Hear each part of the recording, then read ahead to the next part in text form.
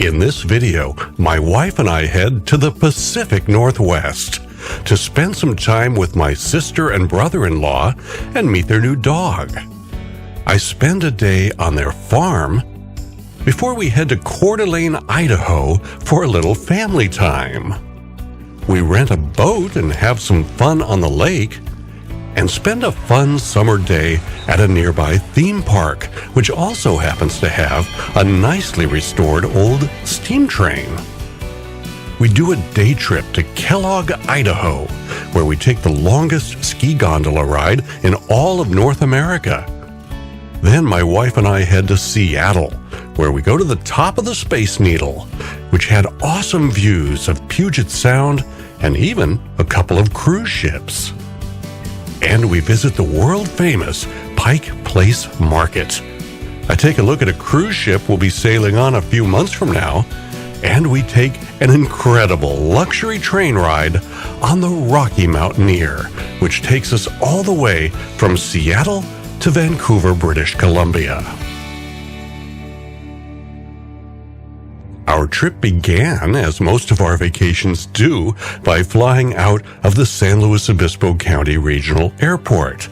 To drive up to my sister's farm from our house is a 1,000-mile drive, and we've done that many times over the years, but the trip is a whole lot nicer by air, especially if you have a nice first-class seat. We had a beautiful view of downtown Seattle as we made our final approach to SeaTac Airport. If you look really carefully at this shot, you might be able to spot the Seattle Space Needle right here. Don't worry, we'll have a much closer look at it later in the trip. I got a kick out of seeing a couple of Amazon's cargo planes at the airport. Amazon is, of course, based in Seattle. Seattle was just a short layover for us. We transferred onto a small turboprop plane to get us to the town of Pasco, Washington, which is near where my sister and my brother-in-law have their farm. My sister met us at the airport, and we were all delighted to be together again. We always have a great time together, and these days we only see each other about once a year. Now, somehow, my sister failed to mention anything to me until we got there about the fact that she had adopted a dog earlier in the year, which is really weird since dogs are a really big deal to both me and my wife. But it was a delightful surprise for us, and we had such a good time playing with Max. And this is one of those dogs that just loves chasing tennis balls. And that's great because a big muscular dog like this needs a lot of exercise, and playing fetch with a tennis ball is an easy way to tire out a dog without having to do a whole lot of exercise yourself. My sister and brother-in-law have a huge yard, and my immediate thought upon meeting this ball-crazy dog and knowing what a huge lawn they had was that this was a perfect situation for a chuck-it, a simple little device that allows you to toss a tennis ball hugely farther than you can on your own. So during our stay there, we made a little trip to Petco and brought back a chuck-it for Max. I bet it gets a lot of use in the coming months.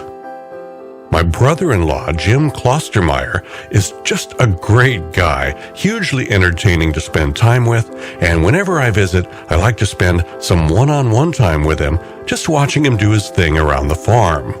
He and his son farm 2,200 acres. He took me out into one of his fields where they were harvesting spinach, and it was really interesting to see how the whole process works.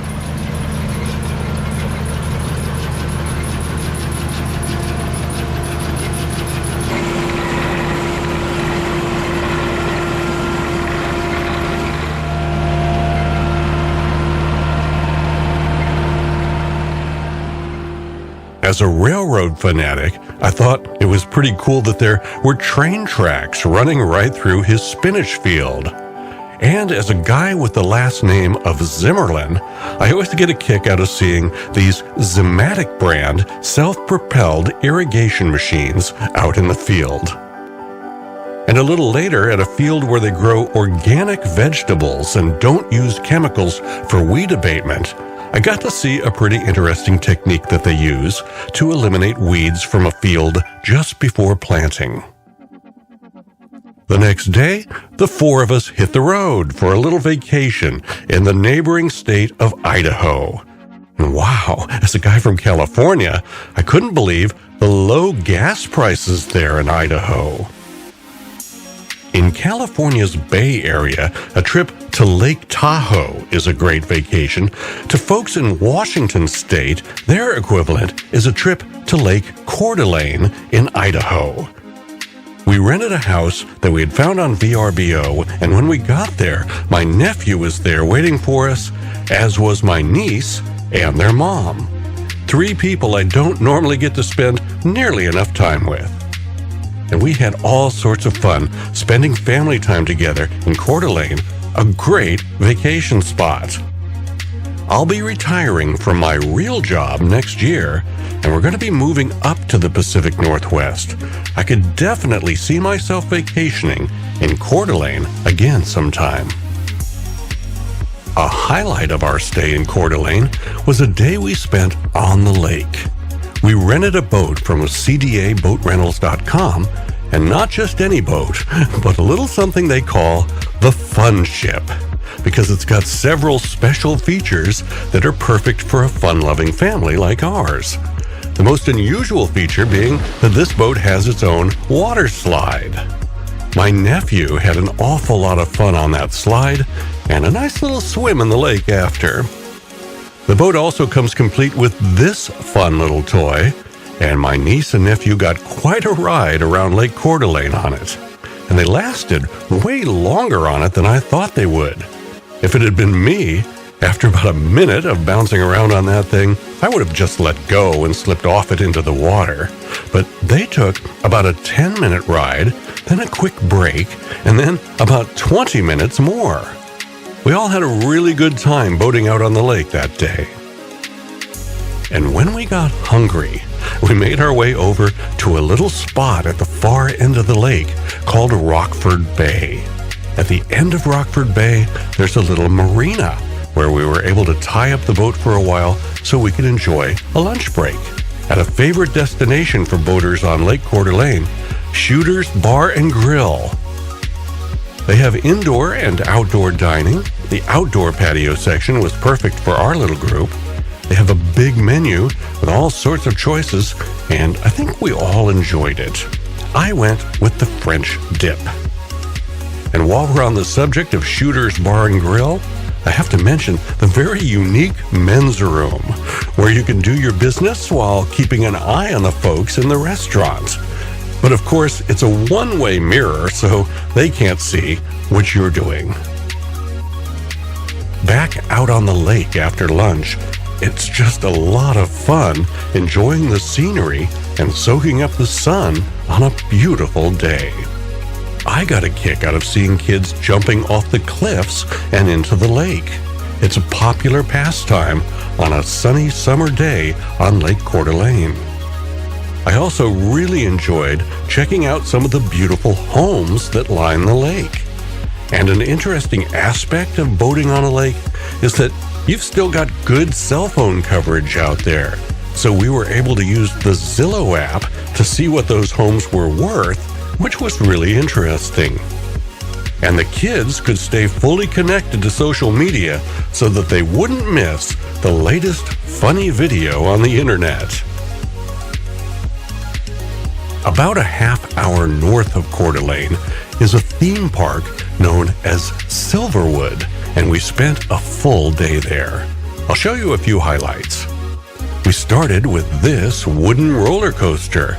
It has probably been 5 years since I've been on a roller coaster. I'll never forget the first time I went on one when I was about 11 or 12 years old. I had never experienced anything like that before. And here I am 50 years later, still riding them. They have two wooden roller coasters at Silverwood. This one here is called Tremors. Listen to my reaction that was caught on camera when we got to the top and I got a look at that first big drop. Whoa! If you'd like to watch the full video of my ride on this classic wooden coaster, shot from the front seat with a GoPro attached to my wrist, there should be a little link to it up in the top right corner of the screen. We also rode this very intense metal coaster known as Aftershock. It reaches speeds of 65 miles per hour, and it produces a 4.5 G force on your body in the most powerful turn. The longest drop is 177 feet, and the ride inverts 3 different times. In 2012, it was voted the top hanging coaster by Travel Channel. Again, I had my GoPro with me, attached to my wrist with a strap. My intent was to point the camera straight and keep it steady, but as you'll see in the video, once things got going, I was just holding on for dear life, and the camera's view went sideways. If you'd like to watch the full video, just click the link up in the top right corner of the screen. I most definitely did not go on this ride, but my niece and nephew did. Way too intense for me. I guess if all it ever did was go this high, I'd ride it, but look at this. It goes all the way up to the fully vertical position and kind of lingers there. It would take a lot to get me onto a ride like that. I don't really see it happening. This log ride is a welcome relief after the most intense rides at the park. Nothing scary here, really, at least for adults. This would be a great first ride for a young kid who's never been to a theme park before.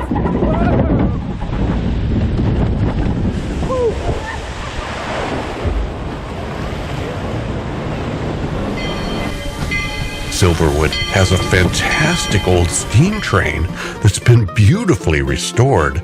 It's a Porter steam locomotive built over 100 years ago and still going strong. It does a 3.2-mile loop that takes you through the backwoods behind the park. Any theme park with a steam train is okay with me. Let's take a little ride.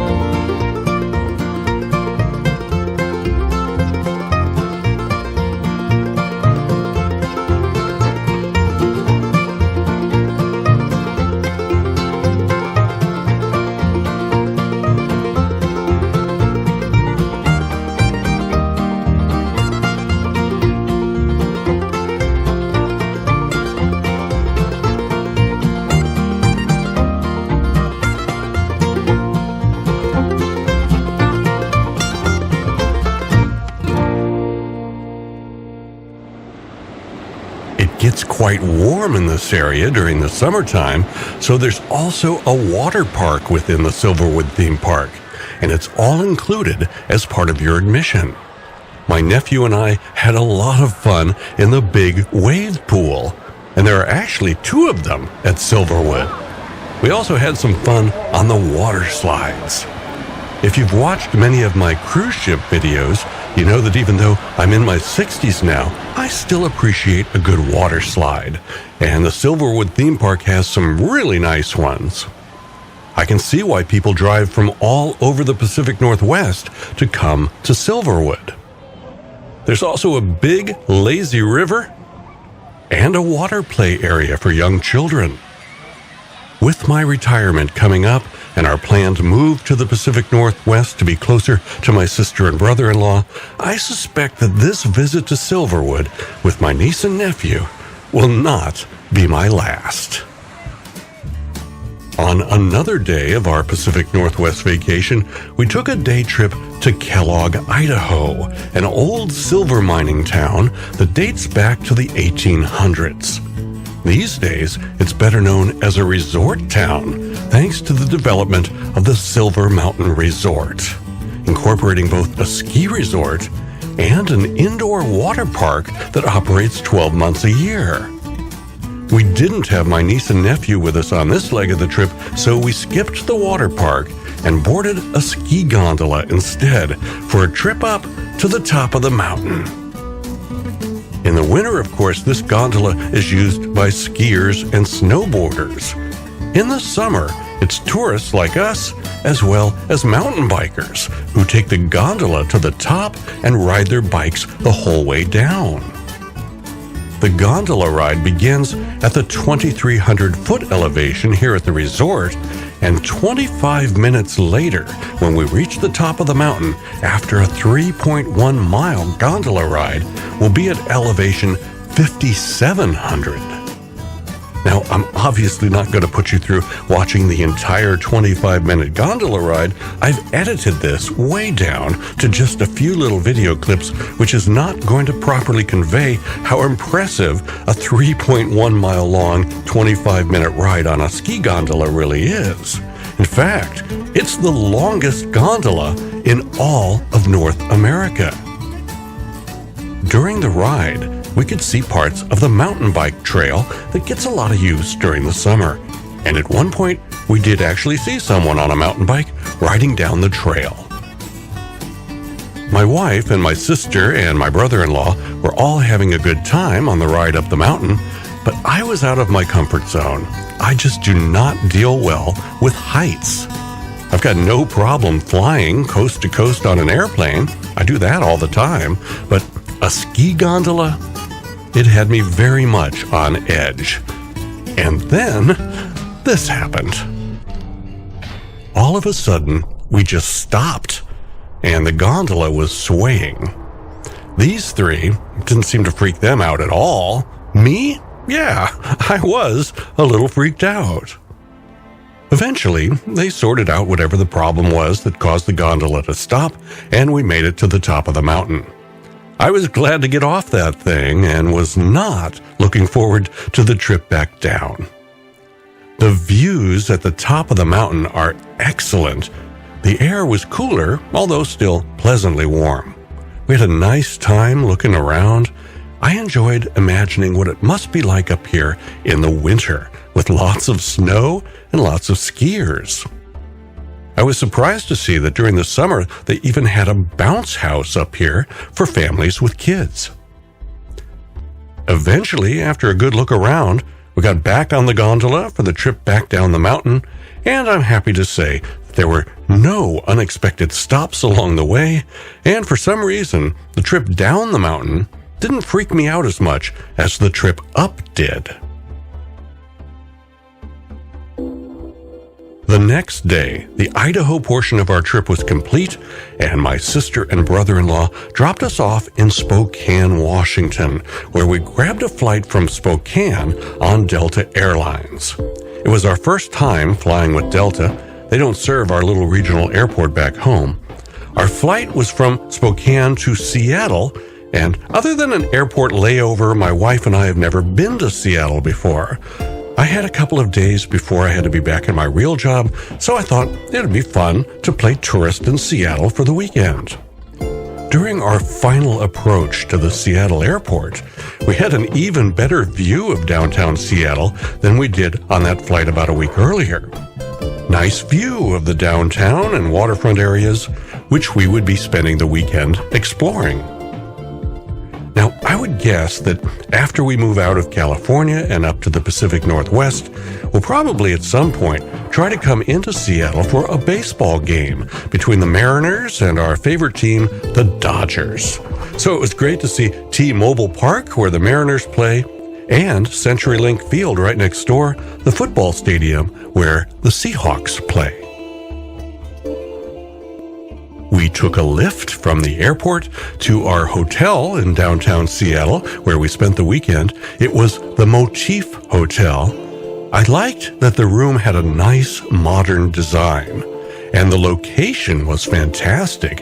It put us within walking distance of everything we wanted to see in Seattle. I paid a little extra for a room that faced Puget Sound, but unfortunately, there were a lot of other tall buildings that pretty well blocked that view. They had a nice little rooftop area on the 5th floor that had outdoor seating for their bar and restaurant, and the weather was so great during our visit that it was absolutely delightful out there. We spent some time here one evening listening to music out on the rooftop. It's a beautiful setting with all the other high-rises in the background. And I saw another couple that was munching on a gigantic bowl of French fries while they had cocktails and listened to the music. So I said, when in Seattle, do as the Seattle people do. But other than the fries, I didn't really like the food at the hotel's restaurant. During our weekend stay in Seattle, of course, we visited the famous Pike Place Market, which was within easy walking distance of our hotel. The place where they sell seafood is the iconic feature of the Pike Place Market. I never did see them throw any fish there, though. But there's also a whole lot more to Pike Place than just the seafood market. There's a gigantic farmer's market where you can get all sorts of fresh produce, as well as a huge variety of fresh flowers, plus lots of different bars and restaurants too. And the views of downtown Seattle from the top of Pike Place are pretty great too. On the second day of our weekend stay in Seattle, we took a ride on the Monorail line that was built here for the 1962 World's Fair. And they're still running the original monorail cars 57 years later. The downtown monorail station was only about a block-and-a-half walk from our hotel, and the monorail line has one basic purpose: to get people from the downtown area over to Seattle Center, which was the site of the 1962 World's Fair. And these days, it's where you'll find the Space Needle, along with several other tourist attractions such as the Pacific Science Center, the Museum of Pop Culture, the Children's Museum, and more. But the star of the show is definitely the Space Needle. It's a quick elevator ride up to the top with some great views along the way, and before you know it, you're there. The way it's set up is really nice, with lots of tables and chairs inside, so you can take your time and enjoy the views, which, as you can imagine, are spectacular. They have a good system worked out with tickets and specific arrival times that keep the crowds down to a reasonable level at any given time. And while you're given a specific arrival time, you are welcome to stay as long as you want.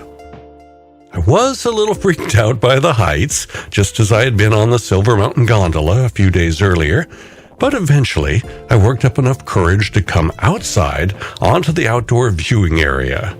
And I got a kick out of the fact that I could see off in the distance there a couple of cruise ships, including a really great one Royal Caribbean's Ovation of the Seas. I definitely learned something about myself on this trip. My fear of heights is greater than I realized. Just walking around the outside of the Space Needle was tricky for me. I had to stay away from the glass.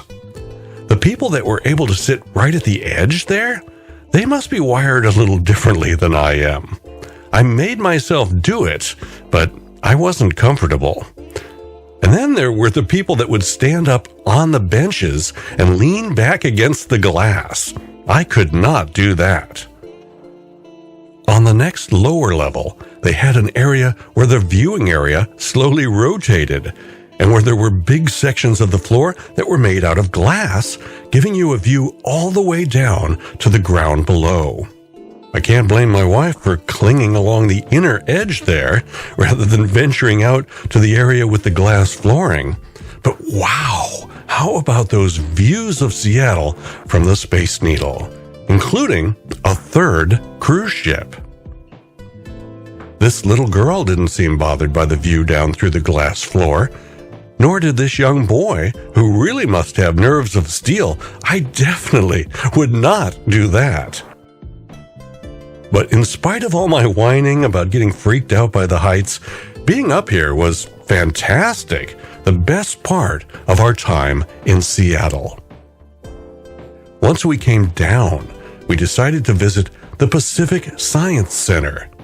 I think families with children could spend half a day or more here enjoying all the exhibits.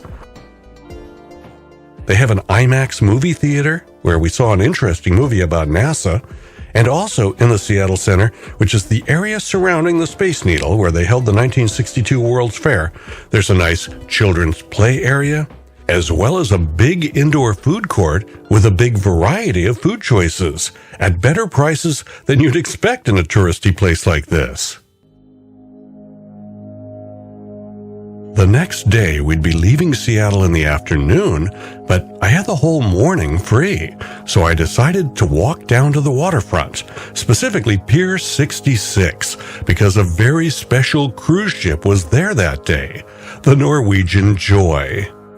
I've been on 48 cruises, and the best ship I've ever sailed on was Norwegian Bliss. This ship, Norwegian Joy, is a full sister to Norwegian Bliss, and we're going to be sailing on her 5 months from now on a Mexican Riviera cruise out of Los Angeles. I did a 15-day Panama Canal cruise on Norwegian Bliss about a year ago. Because it was a 15-day cruise, and because it was a brand new ship that Norwegian was able to get premium prices for, I just wasn't able to afford to stay in the Haven, NCL's luxury VIP area on Norwegian Bliss. But I'm really looking forward to 7 days in the Haven on Norwegian Joy this December. But from Pier 66, I was actually a little too close, and I couldn't see her bow. So I walked about a block north to the Edgewater Hotel and found a south-facing room that was in the process of being cleaned. I sweet-talked the very nice lady from housekeeping into letting me go out on the room's balcony, and I got the best possible shots from just the right distance and angle to see the Norwegian Joy's bow and the Seattle skyline behind her. I think if I ever come to Seattle for a cruise, I might just stay at the Edgewater the night before. That afternoon, it was time to get moving again for the final leg of our adventure in the Pacific Northwest. We took a lift to the King Street train station in Seattle, a classic old train station beautifully restored. This is the way train stations looked in the 1940s and 1950s during the heyday of train travel. We had tickets for the Rocky Mountaineer, a luxury train hugely better than Amtrak that would take us from Seattle to Vancouver, British Columbia. I got a kick out of seeing Norwegian Joy from our seat on the upper level of the train as the train headed north along the waterfront. And before long, we were out of the downtown area and heading north along the shores of Puget Sound. we had a beautiful train ride on the Rocky Mountaineer with a very high level of service along the way. Champagne, cocktails, snacks, plus a full meal at dinner time in the dining area on the lower level of our rail car. And dessert, too. I just thoroughly enjoyed the views and the very comfortable style of travel that they offer on the Rocky Mountaineer. The best way I can describe it would be to say, imagine flying first class on an airplane, and then imagine what it would be like for travel to far exceed the level of comfort you have on a first-class airplane flight. That's what our Rocky Mountaineer trip from Seattle to Vancouver was like. I already posted a full 24-minute long video about our Rocky Mountaineer experience to my YouTube channel. Click the link up at the top right corner of the screen if you'd like to see it. We spent the last night of our vacation at a hotel in Vancouver. I had paid for a room with a view and was quite pleased to see this beautiful view of Broadway from our balcony, and I thought that was the big view I had paid for.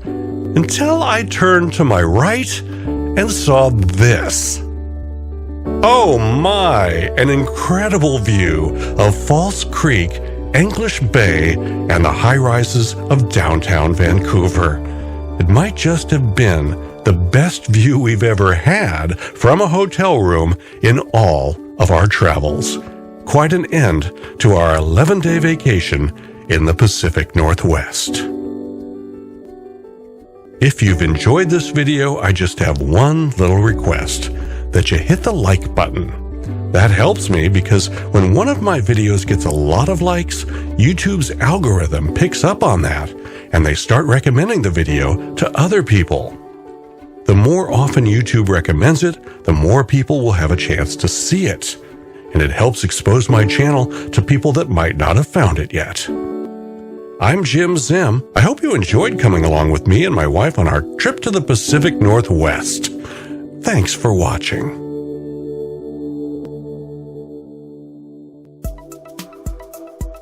If you'd like the services of a good travel agent, use mine, Caitlin Gallagher of Ambrin Travel. She's made the arrangements for all of my recent cruises. She did a great job arranging a vacation for us at an all-inclusive resort in Mexico, and she put me on the Rocky Mountaineer. Plus, I'm trusting her with all the details of our upcoming group cruise to Alaska, so you know that I must trust her. Put Caitlin on your team, making all your travel arrangements for you by using the contact information on the screen, and I'm sure that she'll take good care of you.